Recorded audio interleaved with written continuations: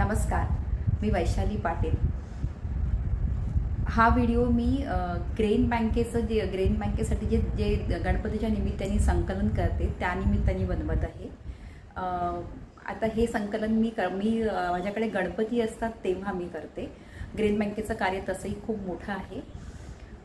तर त्यांचं एक आव्हान असतं, दरवर्षी गणपतीला ते आव्हान करतात की आपल्याकडे जेव्हा आपण गणपती असतात तेव्हा जी लोक आपल्याकडे गणपतीच्या दर्शनासाठी येतात तेव्हा ते येताना हार, फुलं, प्रसाद अशा वस्तू घेऊन येतात। सो ते आणण्याऐवजी जर तुम्ही काही धान्य आणलं, ग्रेन बँकेचं आव्हान असतं की तूर डाळ आणा, मूग डाळ आणा, तर ते तुम्ही जर असं धान्य आणलं तर ते धान्य ग्रेन बँकेला गणपती झाल्यावर आम्ही दान करतो आणि मग ते ग्रेन बँक ते गरजू लोकांपर्यंत। हे असं गेले 7 ते 8 वर्ष मी करते आहे आणि मला खूप चांगला प्रतिसाद मिळतोय या गोष्टीचा। आणि खूप लोक येतात, लोक कौतुकाने विचारतात की अरे गणपती समोर हे काय दिसतंय, धान्य काय दिसतंय। जे लोक नवीन असतात ते लोक विचारतात की अरे हे काय आहे। सो मग मी त्यांना सांगते की असं असं याचा पर्पज आहे आणि ग्रेन बँकेतर्फे मी हे करते आहे।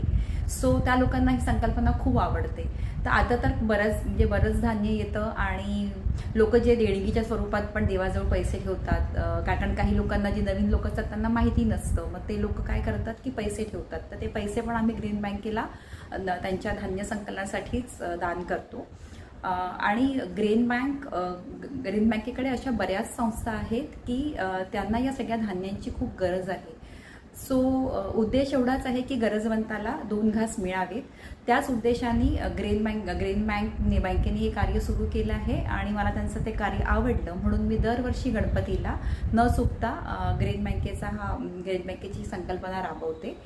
सो मी असं आवाहन करू इच्छिते की जर तुम्हाला पण असं काही करायचं असेल, ग्रेन बँकेला जर तुम्हाला धान्य संकलन करून द्यायचं असेल तर तुम्ही त्यांच्या वेबसाईटवर की त्यांचं FB पेज आहे, त्यांचं इन्स्टा अकाउंट जे पण आहे, किंवा तुम्ही मलाही कॉन्टॅक्ट करू शकता, जेणेकरून मी तुम्हाला त्यांचे डिटेल्स शेअर करेल आणि मग तुम्ही पण ही संकल्पना राबवू शकाल। थँक्यू।